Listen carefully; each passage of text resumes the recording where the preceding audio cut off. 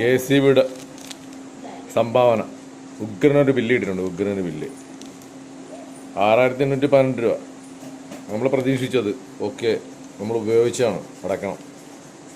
പക്ഷേ ഡെപ്പോസിറ്റ് 3060 രൂപ. 10,000 രൂപ കിട്ടി, വാടകയും കൊടുക്കാൻ ബാക്കി കറണ്ട് ചാർജിനുള്ള പൈസയും കൂടി കറക്റ്റ് ചെയ്ത് വെച്ചിട്ട് അക്കൗണ്ടിലിട്ടിട്ട് കറണ്ട് ചാർജ് അടയ്ക്കാമെന്ന് പറഞ്ഞ് ഗൂഗിൾ പേ സെറ്റ് ചെയ്തപ്പം 6818 രൂപ കാണിച്ച്. പക്ഷേ പാസ്വേഡ് അടിച്ച് കഴിയുമ്പോഴത്തേക്ക് 9,000 സംതിങ് രൂപ അതിനകത്ത് പോയി.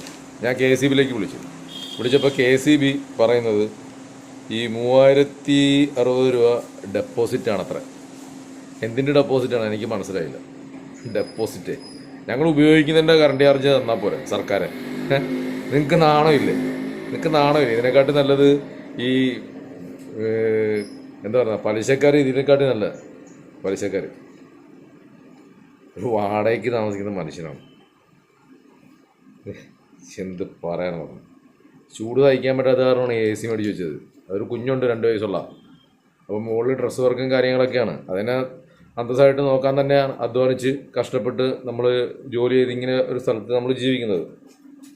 അപ്പോൾ AC കൂടി വെച്ചു കൊടുത്ത് ഉപയോഗിച്ച കറണ്ട് ചാർജ് ഓക്കെ. എന്തിനാണ് ഞങ്ങളെപ്പോലുള്ള ആൾക്കാരെയൊക്കെ ഇങ്ങനെ പിഴിയുന്നത്? നിങ്ങൾക്ക് നാണമില്ല. ഇല്ലാതെ എത്രയോ സ്ഥലത്ത് നിങ്ങൾ പിരിവെടുക്കുന്നുണ്ട്. ഓണമൊക്കെയാണ് വരുന്നെങ്കിൽ ബോണസൊക്കെ കൊടുക്കാനായിട്ട് ഇതുപോലുള്ള പാവപ്പെട്ടവരൊന്നും പിഴിയരുത്. 3060 രൂപ ഡെപ്പോസിറ്റ്. കേരളത്തിലെ പുഴകളിലൊന്നും വെള്ളമില്ല. മനസ്സിലാകുന്നില്ല. KCB കറണ്ട് എവിടെ നിന്നാണ് കൊണ്ടുവരുന്നത് നിങ്ങൾ? മനസ്സിലാകുന്നില്ല. നശിച്ച് നാരണക്കളത്ത് പണ്ടറടങ്ങി നിൻ്റെയൊക്കെ തലമുറകൾ നശിച്ചു പോകത്തലാണ് നാറികളെ.